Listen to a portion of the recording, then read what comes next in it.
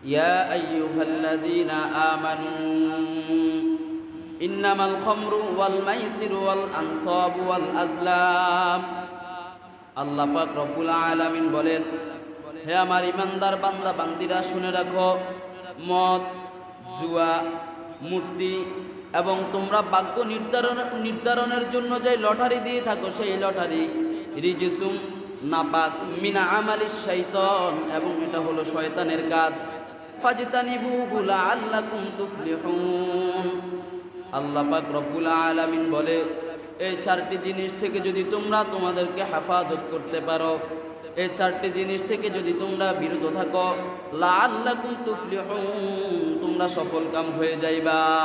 তাহলে মদ কি? নাপাক। এবার বলেন, কুকুরের পেশাব পাক না নাপাক? নাপাক। মানুষের পায়খানা পাক না নাপাক? নাপাক। শুয়োরের গোশত পাক না নাপাক? নাপাক। কিন্তু আমাকে যদি কেউ 1,000 টাকা দিয়ে বলে, আমাকে যদি কেউ 1,000 টাকা দিয়ে বলে কুকুরের পেশাব খাও, আমি খাবো? খাবো না।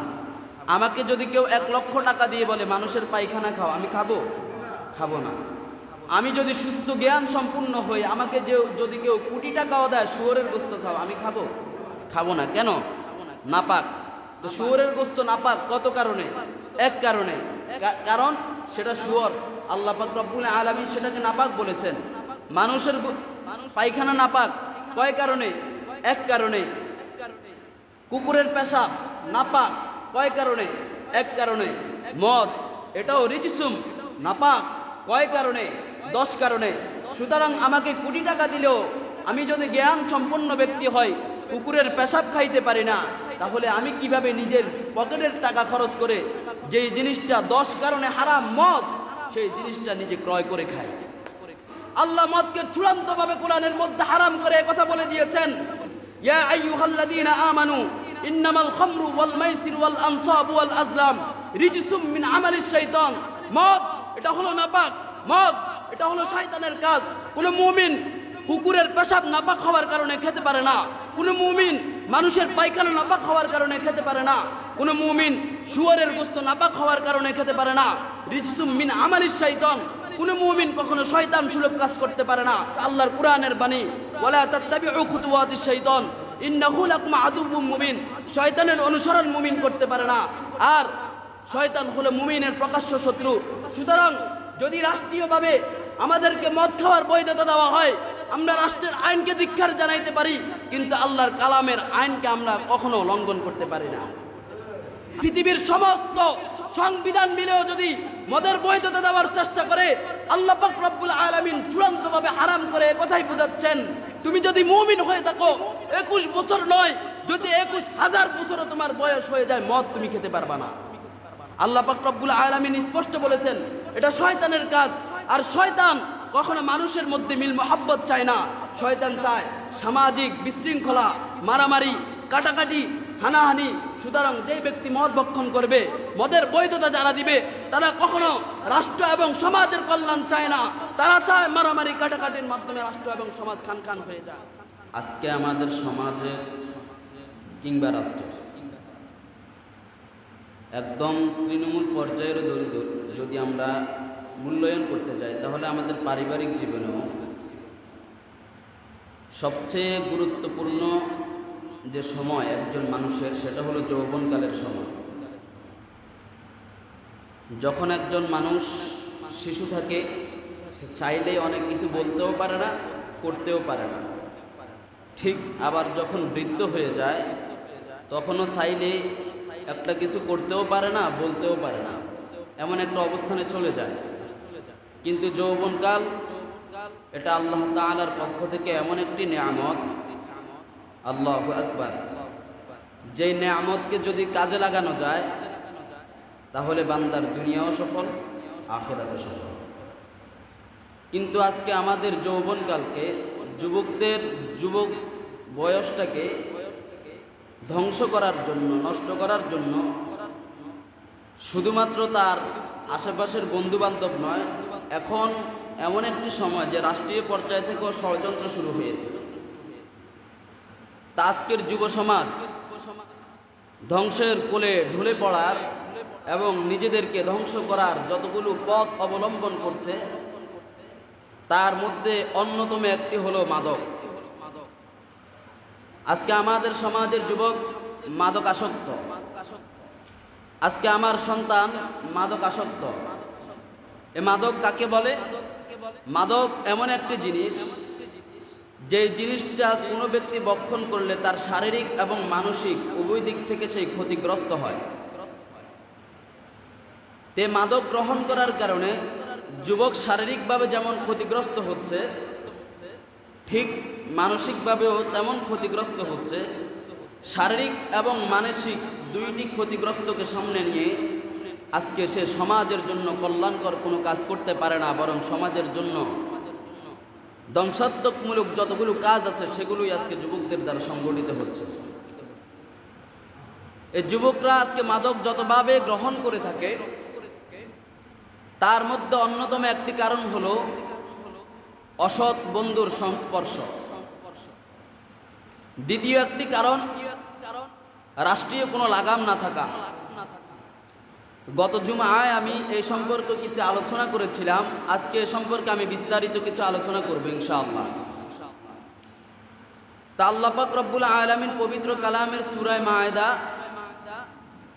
আয়াত নম্বর 90, এর মধ্যে আল্লাহ পাক রব্বুল আলামিন কি বলেন?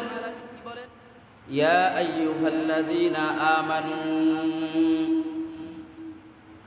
হে আমার ইমানদার বান্দা বান্দিরা, ইন্নামাল খামরু ওয়াল মাইসিরু ওয়াল আনসাবু ওয়াল আজলাম, নিশ্চয় মদ, জুয়া, মূর্তি এবং তোমরা ভাগ্য নির্ধারণ করার জন্য যে লটারি দিয়ে থাকো, সেই লটারি কয়টা জিনিস? চারটা জিনিস। ইন্নামাল খামরু ওয়াল মাইসিরু ওয়াল আনসাবু ওয়াল আজলাম।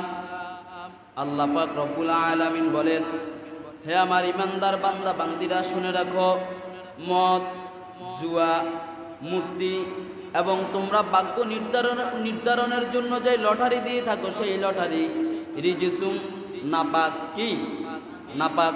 মিনা আমালিশ শাইতান, এবং এটা হলো শয়তানের কাজ। কি কার কাজ? শয়তানের কাজ। ফাজতানিবুহু লাআল্লাকুম তুফলিহুন। আল্লাহ পাক রব্বুল আলামিন বলে, এই চারটি জিনিস থেকে যদি তোমরা তোমাদেরকে হেফাজত করতে পারো, এই চারটি জিনিস থেকে যদি তোমরা বিরত থাকো, লাআল্লাকুম তুফলিহুন, তোমরা সফলকাম হয়ে যাইবা। তাহলে আল্লাহ পাক রব্বুল আলামিন যে চারটি জিনিসের কথা বলেছেন, তার মধ্যে সর্বপ্রথম কি? খমর, মদ। এই মদ এটা কি? আল্লাহ নিজেই বলতেছেন কোরআনের মধ্যে, রিজসুম, নাপাক, মিন আমালিশ শাইতান, শয়তানের কাজ। তাহলে মদ কি? নাপাক। এবার বলেন, কুকুরের পেশাব পাক না নাপাক? নাপাক। মানুষের পায়খানা পাক না নাপাক? নাপাক। শুয়োরের গোশত পাক না নাপাক? নাপাক। কিন্তু আমাকে যদি কেউ 1,000 টাকা দিয়ে বলে, আমাকে যদি কেউ 1,000 টাকা দিয়ে বলে কুকুরের পেশাব খাও, আমি খাবো? খাবো না। আমাকে যদি কেউ 1,00,000 টাকা দিয়ে বলে মানুষের পায়খানা খাও, আমি খাবো? খাবো না। আমি যদি সুস্থ জ্ঞান সম্পূর্ণ হই, আমাকে যদি কেউ কোটি টাকাও দেয় শুয়োরের গোশত খাও, আমি খাবো? খাবো না। কেন? নাপাক। তো শুয়োরের গোশত নাপাক কত কারণে? এক কারণে, কারণ সেটা শুয়োর। আল্লাহ পাক রব্বুল আলামিন সেটাকে নাপাক বলেছেন। মানুষের পায়খানা নাপাক কয় কারণে? এক কারণে। কুকুরের পেশাব নাপাক কয় কারণে? এক কারণে। মদ এটাও রিজসুম, নাপাক কয় কারণে? 10 কারণে।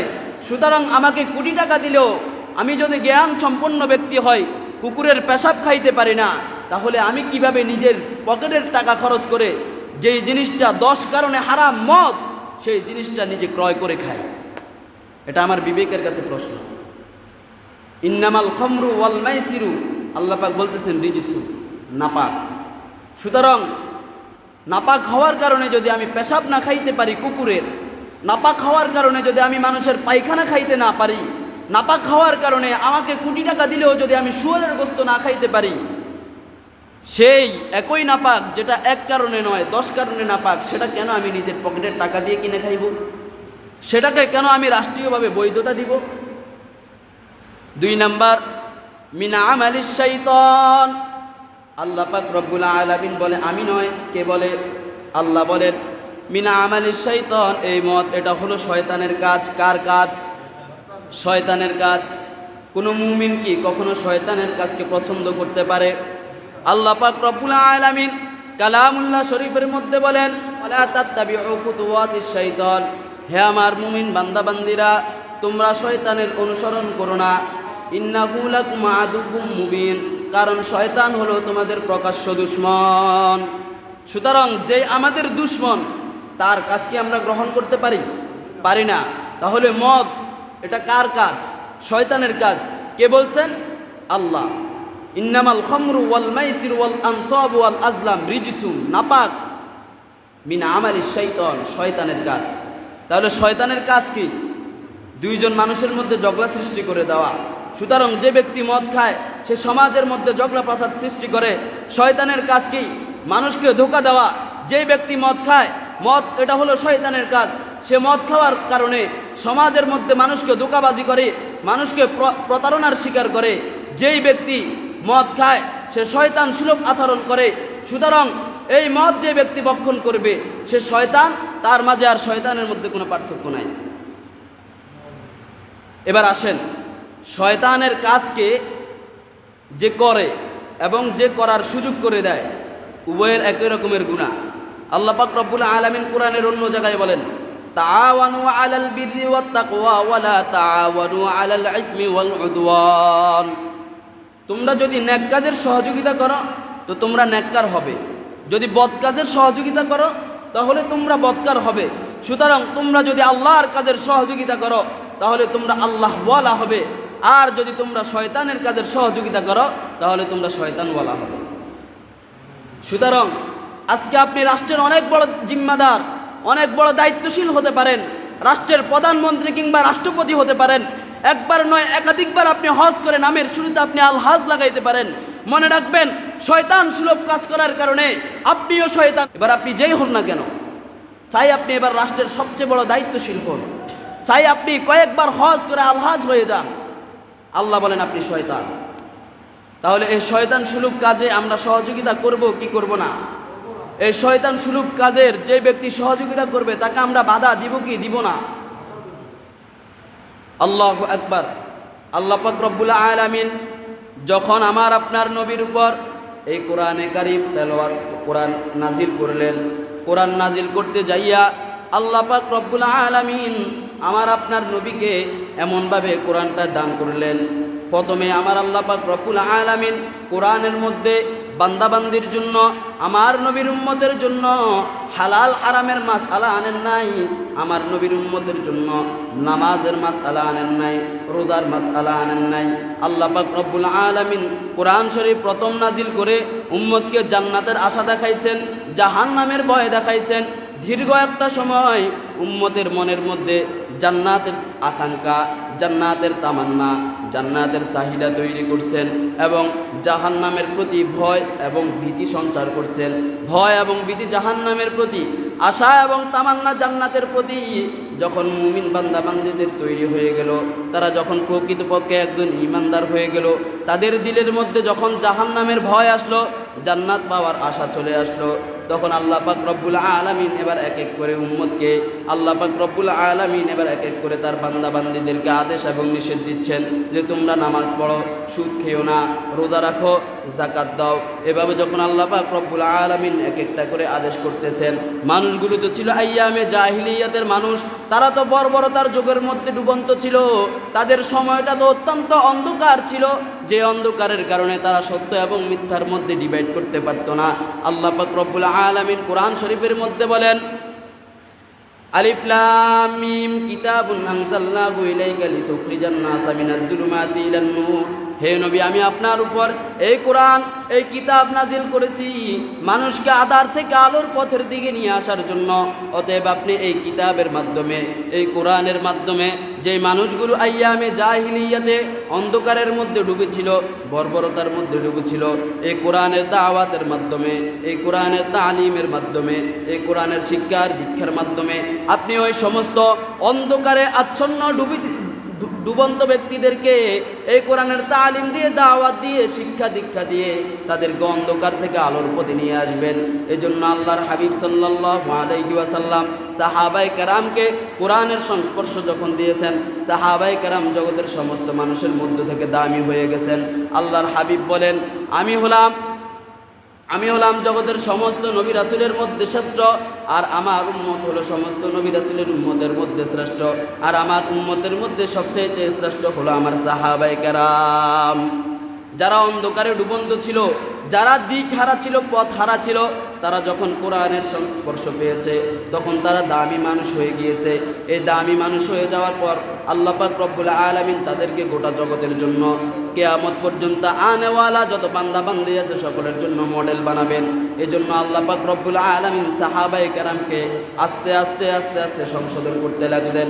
সাহাবায়ে কেরাম যেহেতু অন্ধকার থেকে মাত্র আলোর পথে এসেছে, সাহাবায়ে কেরামের মধ্যে তখন আইয়ামে জাহিলিয়াতের মধ্যে থাকার কারণে তাদের মধ্যে মদ খাওয়ার প্রবণতা ছিল।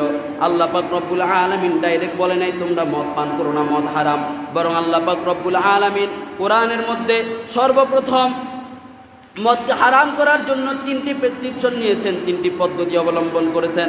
1 নম্বর, আল্লাহ পাক রব্বুল আলামিন সাহাবায়ে কেরামকে কোরআনের মাধ্যমে তামবিহ করেছেন, কোরআনের মাধ্যমে পরিশুদ্ধ করার জন্য। আল্লাহ পাক রব্বুল আলামিন আমার আপনার নবীকে বলে, ও নবী, আপনি আপনার সাহাবায়ে কেরামকে জানায়া দেন, আপনি আপনার উম্মতদেরকে জানায়া দেন, মদ এটা এমন একটা জিনিস, যে জিনিসটা শরীরের জন্য যতটুকু উপকারী তার চেয়ে বেশি ক্ষতিকর। কেন আল্লাহ পাক রব্বুল আলামিন মদকে ডাইরেক্ট হারাম না বলিয়া এইভাবে বললেন যে মদ শরীরের জন্য যতটুকু উপকারী তার চেয়ে বেশি ক্ষতিকর? কারণ তখনকার অবস্থাটা এমন ছিল, মানুষের দিন শুরু হইত মদ পানের মধ্য দিয়ে, মানুষের দিন শেষ হইত মদ পানের মধ্য দিয়ে, মানুষের বিবাহের অনুষ্ঠান মদ পান ছাড়া জমতো না। এমন মুহূর্তে যদি আল্লাহ পাক রব্বুল আলামিন তাদেরকে ডাইরেক্ট বলে মদ হারাম, তোমরা মদ খেতে পারবে না, তাহলে তারা ইসলামের এই কঠোরতার কারণে ইসলাম থেকে বাহির হয়ে যেতে পারে। এই জন্য আল্লাহ পাক রব্বুল আলামিন সাহাবায়ে কেরামকে প্রথমত জানাইয়া দিলেন, মদ তোমাদের শরীরের জন্য যতটুকু উপকারী তার চেয়ে বেশি ক্ষতিকর। এটা যখন আল্লাহ পাক রব্বুল আলামিন জানাইয়া দিলেন, সাহাবায়ে কেরামের মধ্যে যারা বুদ্ধিমান তারা চিন্তা করলেন যে জিনিসটা খেলে আমার শরীরের উপকার হবে কম, ক্ষতি হবে বেশি, সেটা আমি খেতে পারি না। এই কথা শোনার পর অনেক সাহাবায়ে কেরাম মদ খাওয়া বাদ দিয়ে দিলেন। মদ খাওয়া বাদ দিয়ে দেওয়ার পর আরও কিছু সংখ্যক সাহাবায়ে কেরাম এখনও মদ খেতেছিল, কারণ তাদের সময় এখনও মদ হারাম করেন নাই আল্লাহ পাক রব্বুল আলামিন। এবার দীর্ঘ সময় যাওয়ার পর আবার আল্লাহ পাক রব্বুল আলামিন কালামুল্লাহ শরীফের মধ্যে আয়াত নাজিল করলেন, ইয়া আইয়ুহাল্লাযীনা আমানু লা তাকরাবুস সালাহ ওয়া আনতুম সুকারা। হে আমার নবী, আপনি সাহাবায়ে কেরামকে জানাইয়া দেন তারা যেন নেশাগ্রস্ত অবস্থায় মদ খেয়ে নামাজের দ্বারে কাছেও না আসে, কারণ তারা নেশাগ্রস্ত অবস্থায় যদি নামাজ পড়তে আসে নামাজের মধ্যে তারা ভুল করবে। সাহাবায়ে কেরাম যখন কালামুল্লাহ শরীফের এই আয়াত দেখলেন, ইয়া আইয়ুহাল্লাযীনা আমানু লা তাকরাবুস সালাহ ওয়া আনতুম সুকারা, মদ পান করে নামাজের ধারে কাছেও যাওয়া যাবে না। এবার সাহাবায়ে কেরামের মধ্যে যারা বুদ্ধিমান তারা চিন্তা করলো, যে মদ খেয়ে আমি নামাজ পড়তে পারবো না, যেই মদ খেয়ে আমি আল্লাহ তাআলার ইবাদত করতে পারবো না, সেই মদ আমি কখনো খাবো না। এবার তারা মদ খাওয়া বাদ দিয়ে দিল। মদ খাওয়া বাদ দিয়ে দেওয়ার পর আল্লাহ পাক রব্বুল আলামিন তৃতীয় পর্বে একদম ফাইনালি মদকে হারাম করার জন্য আল্লাহ পাক রব্বুল আলামিন এবার আয়াত নাজিল করলেন, ইয়া আইয়ুহাল্লাযীনা আমানু, হে আমার ইমানদার বান্দা বান্দিরা, ইন্নামাল খামরু ওয়াল মাইসিরু ওয়াল আনসাবু ওয়াল আজলাম, নিশ্চয়ই মদ রিজিসুম, এটা হলো নাপাক, সুতরাং তোমরা কখনো নাপাক খেতে পারো না। একজন মুমিন নাপাক ভক্ষণ করতে পারে না, তোমরা কখনো মদ খাইও না। মিনা আমালিশ শাইতান, এই মদ এটা হলো শয়তানের কাজ। যে ব্যক্তি মদ খাবে সে শয়তান সুলভ আচরণ করবে। শয়তানের কাজ হলো সমাজের মধ্যে ফিতনা ফাসাদ সৃষ্টি করা, শয়তানের কাজ হলো পরিবারের মধ্যে ঝগড়া সৃষ্টি করা। যে ব্যক্তি মদ খাবে সেই পরিবারের মধ্যে ঝগড়া করবে, যে ব্যক্তি মদ খাবে সে সমাজের মধ্যে ফিতনা ফাসাদ সৃষ্টি করবে। মিনা আমালিশ শাইতান, সুতরাং এই মদ এটা হলো শয়তানের কাজ। অর্থাৎ তোমরা মুমিন হিসাবে কখনো নাপাক খেতে পারো না, শয়তানের কাজ গ্রহণ করতে পারো না। কারণ আল্লাহ পাক রব্বুল আলামিন সূরা বাকারার মধ্যে বলে দিয়েছেন, ওয়ালা তাত্তাবিউ খুতুওয়াতিশ শাইতান ইন্নাহু লাকুম আদুউম মুবিন। তোমরা কখনো শয়তানের অনুসরণ করো না, কারণ শয়তান হলো তোমাদের প্রকাশ্য শত্রু। সুতরাং যেই কাজকে শয়তান পছন্দ করে, যেই কাজকে শয়তান নিজের কাজ বলে গ্রহণ করে, একজন মুমিন কখনো তার পছন্দনীয় কাজ এবং পছন্দনীয় পথ শয়তানের পথ বেছে নিতে পারে না। আল্লাহর হাবিব সাল্লাল্লাহু আলাইহি ওয়াসাল্লাম বলেন, যে ব্যক্তি মদ খাবে আর যে ব্যক্তি মদের সহযোগিতা করবে সকলেই সমান সমান গুনাহগার হবে। কিন্তু দুঃখ আর পরিতাপের বিষয় হলো, আজকে আমার বাংলাদেশে রাষ্ট্রীয়ভাবে মদের লাইসেন্স দেওয়া হচ্ছে, মদের বৈধতা দেওয়া হচ্ছে। দুঃখ আর পরিতাপের বিষয়। আল্লাহর হাবিব সাল্লাল্লাহু আলাইহি ওয়াসাল্লাম বলেন, আল খামরু উম্মুল খাবাইস। মদ এটা হলো সমস্ত গুনাহের মা, মদ এটা হলো সমস্ত গুনাহের মূল। যে ব্যক্তি মদ পান করবে সে আরো অনেকগুলো গুনাহ করে ফেলবে। আল্লাহর হাবিবের জালিলুল কদর সাহাবী হযরত উসমান ইবনে আফফান রাদিয়াল্লাহু তাআলা আনহু বলেন যে বনি ইসরাইলের মধ্যে একজন আবেদ ব্যক্তি ছিল, যে আবেদ ব্যক্তি মসজিদে এসে নিয়মিত নামাজ পড়তো, আল্লাহ তাআলার গোলামির মাধ্যমে তার জীবনটা কাটাইতো। ওই বনি ইসরাইলের মধ্যে আবার একজন বেশ্যা অসভ্য মহিলা ছিল। এই বেশ্যা অসভ্য লুচ্চা মহিলার নজর পড়লো ওই আবেদ ব্যক্তির উপর। তার নজর ওই আবেদ ব্যক্তির উপর পড়ার পর সে তার চাকরানি দিয়া, তার খাদেমকে দিয়া, তার গোলামকে দিয়া আল্লাহর ওই আবেদ বান্দাকে ডাক দিয়ে তার বাসার মধ্যে দাওয়াত করে আনলো। দাওয়াত করে আনার পর নির্জন একটা কামরার মধ্যে নিয়ে গেল। নির্জন কামরার মধ্যে নিয়ে যাওয়ার পর কামরার দরজা লাগাইয়া আল্লাহর ওই আবেদ বান্দাকে এই বেশ্যা মহিলা প্রস্তাব করলো, তোমার সামনে আমি 3টা অপশন রাখলাম, এই 3টা অপশনের যে কোনো একটা অপশন যদি তুমি গ্রহণ করো তাহলে তোমাকে আমি ছেড়ে দিব। আর যদি তুমি কোনো অপশন গ্রহণ করতে রাজি না হও, আমি এখন চিৎকার করে বলবো, এই ব্যক্তিকে তোমরা অনেক ভালো জানো, তাকে তোমরা সবাই শ্রদ্ধা করো, সম্মান করো, তোমরা সবাই তাকে আল্লাহ তাআলার আশিক এবং গোলাম মনে করো। অথচ এই ব্যক্তি আমার ঘরের মধ্যে কুমতলব নিয়ে প্রবেশ করেছে। আমি যখন চিৎকার করে সমাজের মানুষের মধ্যে কথা বলে দিব, সমাজের মানুষ আমার কথা বিশ্বাস করবে, তোমার কথা বিশ্বাস করবে না। সুতরাং তোমাকে আমি 3টা প্রস্তাব করব। 1 নাম্বার, তুমি আমার সাথে সহবাস করতে হবে। 2 নাম্বার, তুমি আমার সামনে যে একটা ছোট বাচ্চা আছে, বাচ্চাটাকে হত্যা করতে হবে। 3 নাম্বার, এখানের মধ্যে 1 কাপ মদ আছে, মদ খেতে হবে। আল্লাহর বান্দা ও তাআলার অত্যন্ত পছন্দনীয় বান্দা, এই বান্দা চিন্তা করলো, আমি কখনো কোনো মহিলার সাথে জিনা করতে পারি না।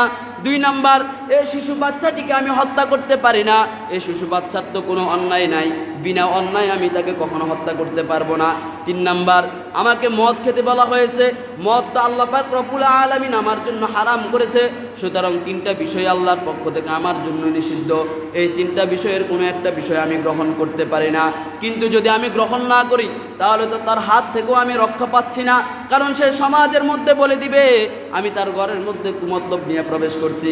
এ কথা চিন্তা করার পর আল্লাহ তাআলার ওই আবেদ, আল্লাহ তাআলার ওই গোলাম এবার চিন্তা করলেন, মহিলার সাথে সহবাস করা যাবে না, জিনা করা যাবে না, শিশু বাচ্চাকে হত্যা করা যাবে না। অতএব 3 নাম্বার অপশন, মদ আমি পান করব।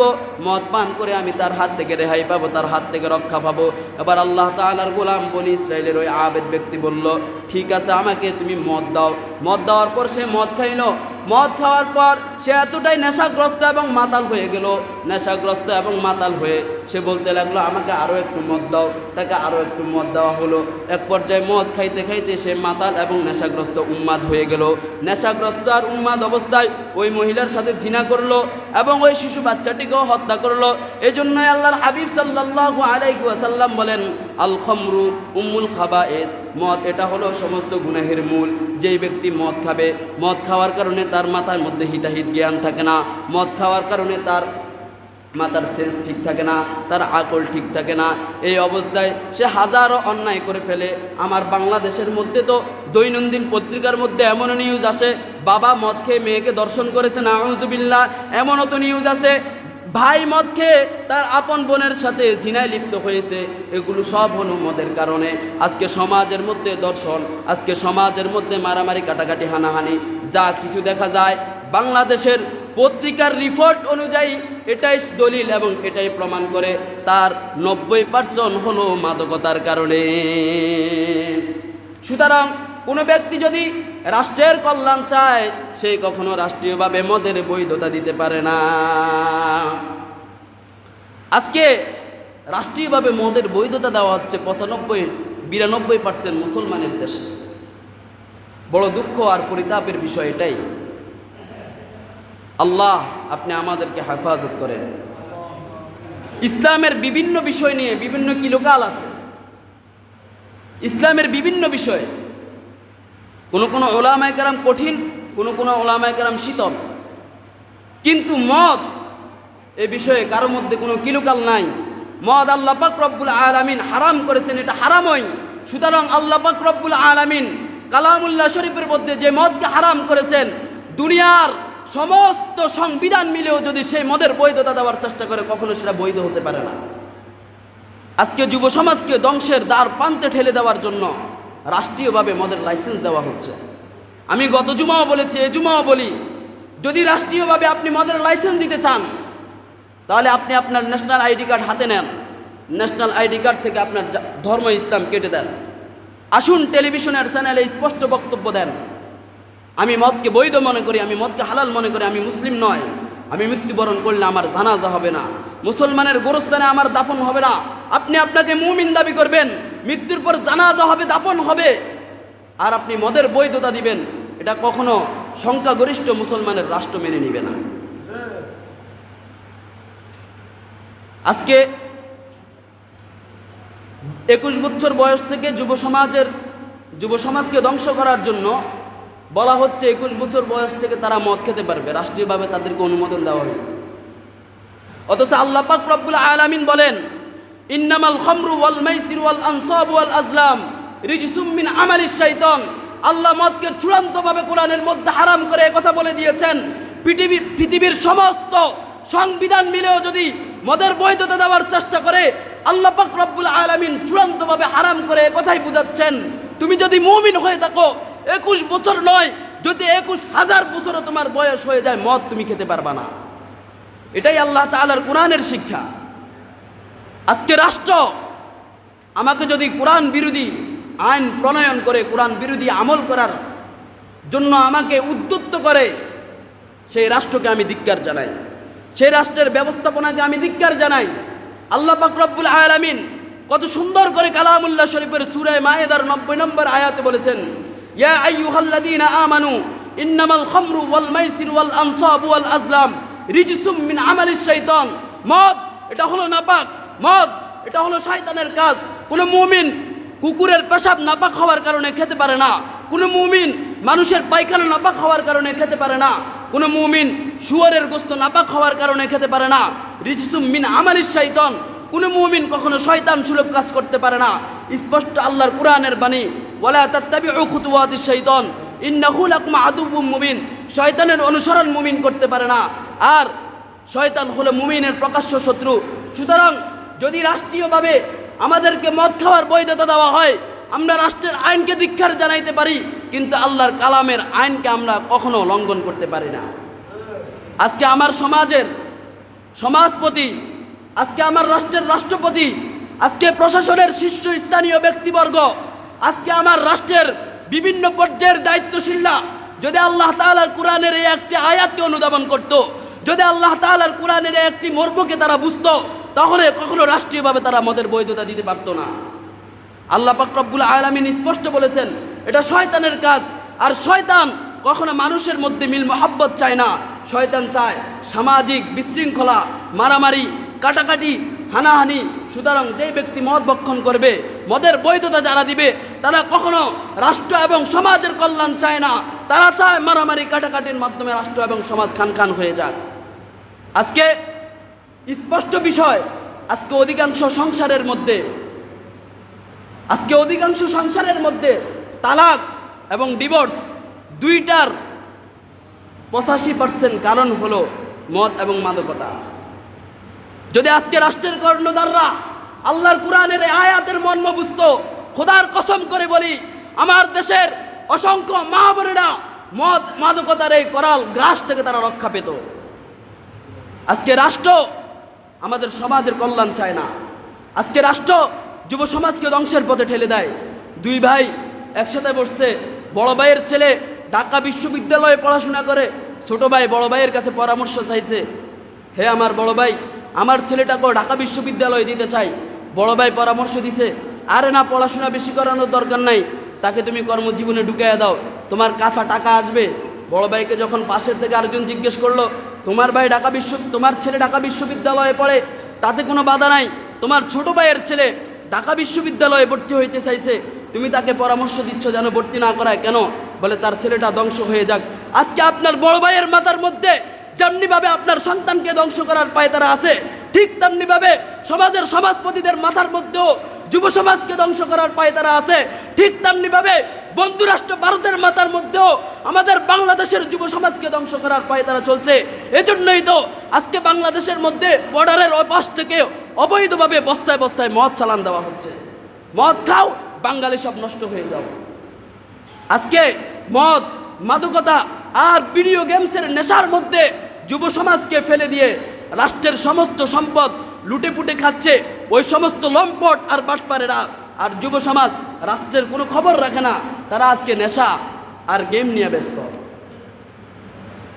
আজকে আপনি বাবা, আপনি নিশ্চিত জানেন আপনার ছেলে যদি এই রাস্তায় এখন সোনাপুরে যেতে যায়, তাহলে সে ডাকাতের শিকার হবে, আগুনে পড়ে পুড়ে যাবে। এটা যদি আপনি নিশ্চিত হন, শত চেষ্টা করে হলেও আপনি আপনার সন্তানকে এই রাস্তা দিয়ে সোনাপুর যেতে বাধাবরণ করবেন। ঠিক আপনি তো স্পষ্ট একজন বাবা হিসেবে জানেন, আমার সন্তান যদি মাদকতার পথে যায় ধ্বংস হবে, তার শুধুমাত্র দুনিয়া ধ্বংস নয়, আখিরাতও ধ্বংস হবে। যেই সন্তানের ভবিষ্যৎ আপনি সুস্পষ্ট দেখতেছেন ধ্বংস, সে সন্তান আপনার সামনে মদ এবং মাদকতা গ্রহণ করবে। বাবা হিসাবে আপনি কি দায়িত্ব পালন করেছেন বলেন? আপনার সন্তান আজকে কাদের সাথে হাঁটে? তিরমিজি শরীফের হাদিস, আল্লাহর হাবিব বলেন, একজন মানুষ তার বন্ধুর গুণে গুণান্বিত হয়। সুতরাং বন্ধু চয়নের ক্ষেত্রে আপনি লক্ষ্য রাখুন কাকে আপনি বন্ধু বানাচ্ছেন। আপনার সন্তান আজকে কাদের সাথে চলছে, কাদের সাথে আড্ডা দিচ্ছে, গভীর রাত বাসায় ফিরে কোনোদিন জিজ্ঞেস করেছেন, হে সন্তান কোথায় থেকে এসেছে এত রাত, কাদের সাথে বসেছিলে, কাদের সাথে আড্ডা দিয়েছিলে? বাবা হিসাবে আপনি জিজ্ঞেস করেন নাই। মনে রাখবেন, কিয়ামতের ময়দানে আপনি আপনার সন্তানের জিম্মাদার হিসাবে, দায়িত্বশীল হিসাবে, ইয়া আইয়ুহাল্লাযীনা আমানু কু আনফুসাকুম ওয়া আহলিকুম নারা, এই আয়াতের তাফসীরের মধ্যে লিখেছেন, আপনি বাবা হিসাবে সন্তানের এই বিষয়ে কিয়ামতের ময়দানে আপনাকে জবাবদিহিতার সম্মুখীন হতে পারবেন। এজন্য আপনি আপনার ব্যাপারে দায়িত্বশীল হন, সন্তানের ব্যাপারে দায়িত্বশীল হন। সবাই যদি সবার সন্তানের ব্যাপারে দায়িত্বশীল হয়ে যান, পৃথিবীর সমস্ত সংবিধান মিলেও যদি মদের বৈধতা দেয়, আপনার সন্তান কখনো মদ গ্রহণ করতে পারে না। আল্লাহ পাক রব্বুল আলামিন আমাদেরকে মদ এবং মাদকতা এগুলো গ্রহণ করা থেকে হেফাজত করেন, সবাই বলি আমিন। এবং রাষ্ট্রের এই গৃহীত পদক্ষেপকে যদি মোকাবেলা করার প্রয়োজন হয়, আল্লাহর কোরআনের আইনকে লঙ্ঘন করার কারণে যে কোনো পরিস্থিতি মোকাবেলা করতে আমরা রাজি আছি তো ইনশাআল্লাহ। যেই রাষ্ট্র মুসলিম 95% যেখানে বসবাস করে, সেই রাষ্ট্রের সংবিধান মদের বৈধতা দিবে আর মুসলমান মুখে আঙ্গুল দিয়ে শুষবে, এটা কখনো সম্ভব হতে পারে না। আল্লাহ পাক রব্বুল আলামিন এমন গৃহীত পদক্ষেপ থেকে আমাদের রাষ্ট্র এবং রাষ্ট্রের কর্ণধারদেরকে হেফাজত করেন, সবাই বলি আমিন।